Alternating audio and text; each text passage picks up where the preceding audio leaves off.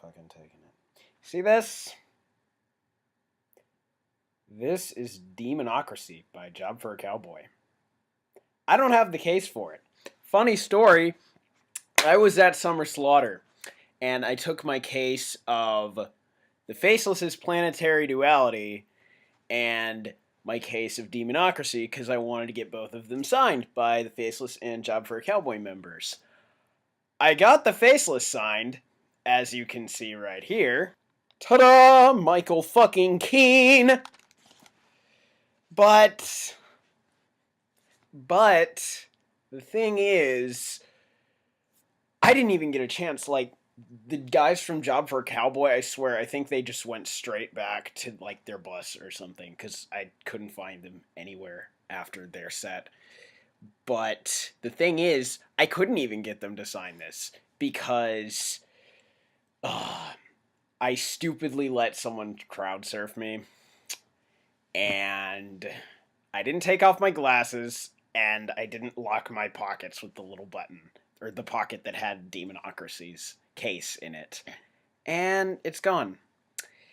Thank God I took this out before I went to that show. Otherwise, I would be without the actual CD. Either it's upside down. But yeah. Let's talk about the music on this little fucker. It's really awesome death metal. It's not deathcore, it's death metal, okay? They have evolved so much from their Doom EP, as many other people besides me have been saying. So, yeah, haters gonna hate, but I think that they're a completely legitimate death metal band now. Alright, track by track time. Click this weird ass skull thing if you want to skip the track by track and hear me talk about the album as a whole and stuff. Okay. Let's start out with track 1, which is Children of Deceit. Holy shit. Does the exact same thing that Rise Up on Dark Roots of Earth by Testament does. It just gets you right into it. No bullshit intros. Like, intros aren't bullshit, but I mean, this song doesn't need one. It just goes straight into the fucking crazy-ass, demented sounding riffing. And then there's a crazy-ass solo in this song. One of the great things about this album is that the solos in it are some of possibly the best you'll hear all year. There's some of the best I've heard all year for sure. And my favorite is in this first track, Children of Deceit. There's something about, like, the progression upwards with the high lead guitar notes and the bend at the very end of the solo that just, it's an eargasm. It's a complete and total eargasm. That's all I have to say. So yeah, this is definitely one of the highlights of the record. And something really quick that's really cool, that show that I saw them at, the Summer Slaughter tour, I think it was already part of their set list, but they said they were going to play some Demonocracy songs, and I just screamed out, "Play Children of Deceit!" And then Johnny Davey was like, "This is Children of Deceit!" And then they fucking played it. That was the best moment, single-handedly, of that whole night for me. I mean, even if it was already part of their set list, just, you know. But yeah, the song, at 3 minutes in, starts to wrap up, basically. But it does so in a grand fashion. It just has this really epic, bombastic, extended kind of ending. And it works really well to end the song and to go into the next song. Okay, next track.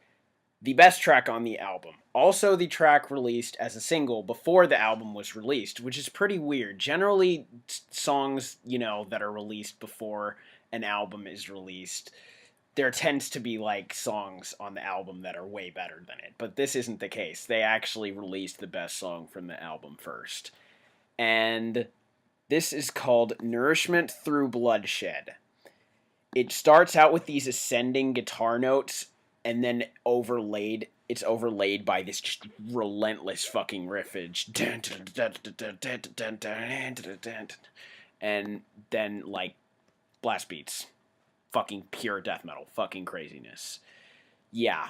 This is actually the song that turned me on to this band and this album. I didn't really listen to Job for a Cowboy before this album, but then I heard this song and I'm like, oh fuck, I need to get this album, and I did. It's fucking awesome.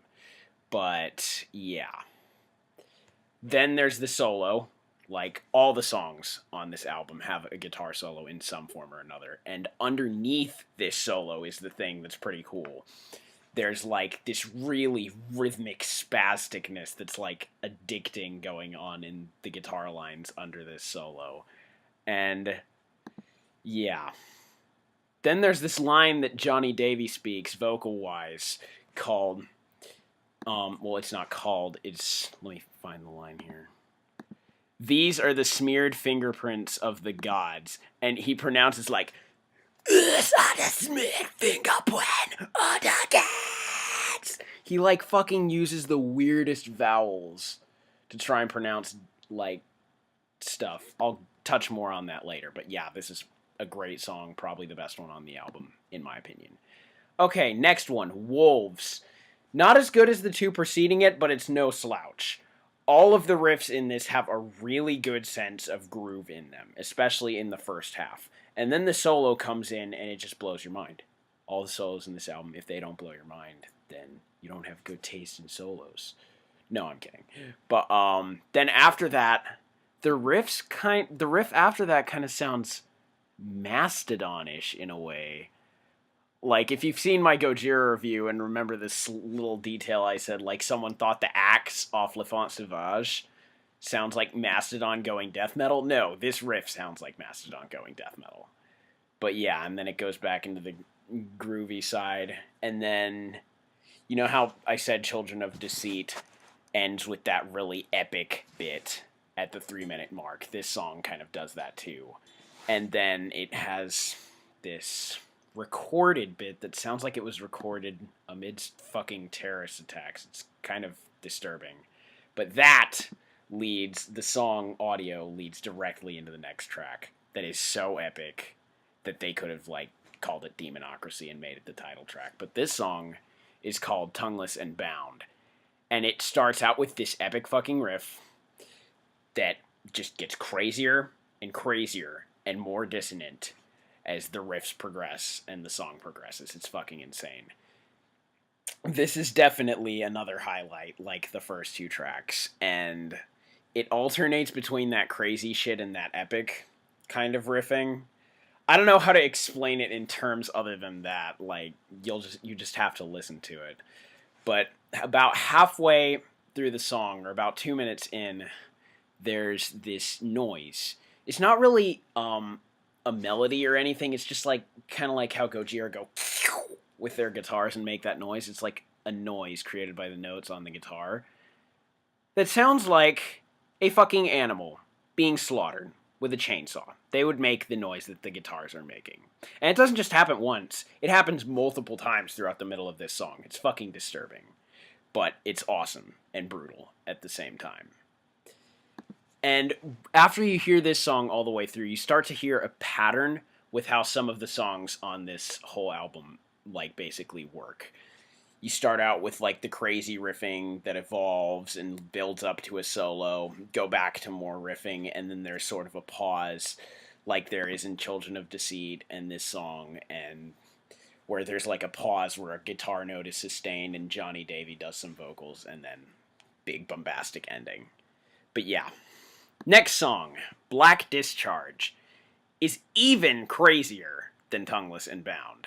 And I feel like this is a song that, like, fans of their more deathcore material, like the Doom EP and shit, would like a lot, because it has some really spastic breakdown-y rhythms without actually having breakdowns. But the riffs are, like, constantly changing in this song. That's even an understatement. They're, like, it's almost like Job for a Between the Buried and Me. The, like, riffs are changing a lot. And probably my favorite riff, or one of my favorite riffs on this whole album, happens at 1 minute and 36 seconds in this song. It's insane, but it doesn't last very long, which sucks. And yeah, good song. Next one's another one of the best ones. Probably the last really fucking mind-blowingly amazing track from this album. It's called The Manipulation Stream, and it's basically Job for a Cowboy's Hangar 18. Well, not really structure-wise, like, but the fact that it has a ton of solos in it. There are like, trying to remember, maybe even 5 solos on this song, and they're all crazy. There's some grand scale end of the world style riffing in between the solos, so it's not just like, ooh, the solos are the only good thing about it. No. And all of this song and all the other songs just show how much Job for a Cowboy's members have improved at their instrumental skills. Just like the screams are a lot more violent and epic, and like, for example, when Johnny Davies screams manipulation in the middle of this song, it's just fucking epic as hell.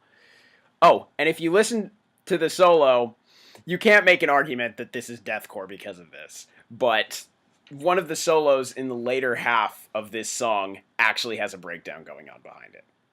Clever bastards, you Job for a Cowboy, you. But still, this is an epic as fuck track. Then we get a track that's a little underwhelming in comparison. Can't remember the name of this song because I hardly ever listen to it. I have to look it up on Wikipedia. Most of the other ones, I mean, like, all the other ones, I just remember the name of them. But it's like, fuck, give me a minute. Okay, got it. It's called The Deity Misconception. And like I said, this is the only track on the album that I kind of really don't like. Mostly because the intro feels a little too disjointed. I mean, like, you have Black Discharge, like I said. That song is really fucking change up all the time. And you could argue a really disjointed track riff-wise. But this, I don't know, I just can't get into the groove of it. And it feels kind of like a filler song to me for the album. A lot of the songs just start out with that whole crazy riffing, but something about the intro feels off. But there are some really good moments in this track after having gone back and listened to it. When Johnny screams, "Under the boiling sun," he's like, "Under the boiling sun!" That part's fucking epic. And then there's some really good riffs after that part. And, yeah, the rest of the song isn't bad after that. It's just, like, after, like, the 120 mark. But it's just, like, it's meh overall. And then we get to possibly the most brutal track on the album, which is Fearmonger. It starts off at a breakneck fucking death thrash pace. And there's a lot of blast beating in this song. There's a lot of blast beating on the album, but quite a bit on this song. And it really showcases the endurance of their drummer. And even when the song slows down a little, because it slows down a little about halfway through, not much of the brutality is lost, which is good. So it's like, Job for a Cowboy's brutal no matter what speed they're doing at, which is apparent if you've heard their Doom EP, or even just a song off their Doom EP. So there's a riff, though, after the solo. If you can't bang your head to that shit, something's wrong with you. And, yeah, then it has a big bombastic ending, like Children of Deceit and Tongueless and Bound and stuff. Then we get to the last song. The very first notes of this song instantaneously remind me of the last song off the album, The Eighth Plague by Hybrid, which I will probably review eventually because I adore that album and that band. They're extremely underrated. But they basically ended that album with the song Ashes of Babylon, which is a doom metal song contrasting to the Gojira grind earlier in the rest of the album. And sort of the same thing is what's happening here with the last song, which is called Tarnished Gluttony. But it's not really a doom metal song. It's just a slower, kind of chunkier, and a tad more melodic at points sort of song. But yeah, the ending in this one is one of the best out of all the big epic endings on the songs on this album, making it a great closer to the album. Okay, now I guess we should just talk about the whole album in general. This album is fucking great, like I have said, but it's really a riff fest. Like, there's so many crazy riffs packed into it. You can think of it like the bacon burger. The big, yummy, juicy bacon burger that I had for dinner today. Anyone jelly? But no, seriously. In that respect, it's a lot like this album, which happens to be my favorite brutal death metal album of all time. It's just packed with crazy fucking riffs, constant blast beats. I mean, not constant blast beats, there's change-ups, but... And there's just so much technicality that shows that these guys are all really, really talented musicians. Even Johnny Davey, like, some of his vocal lines just have these really high, insane, tortured screams. And, yeah, but it's like a big, tasty... The whole album is this big, tasty bacon burger of riffs, which is fucking awesome. And the big highlight, as I've said before, for the whole album is definitely the guitar solos. Their new lead guitarist that they got for this album is a monster of a guitarist. He's fucking insane. Go listen to the Children of Deceit solo. It's awesome. Yeah. But I gotta say, this might be nitpicking. I feel like the production compared to some of the other, especially some of the other records I've heard this year, like Colas and Le Fond Sauvage, it feels a little bit plastic. I mean, that's probably just me nitpicking, but it feels like... I mean, even if you listen to some beat-up vinyl, like, it still sounds a bit more real than this. Like, not as plastically... I don't want to say overproduced, but... Yeah. That's really just me nitpicking. This is a fucking great album. 9 out of 10. Go get it. Bye.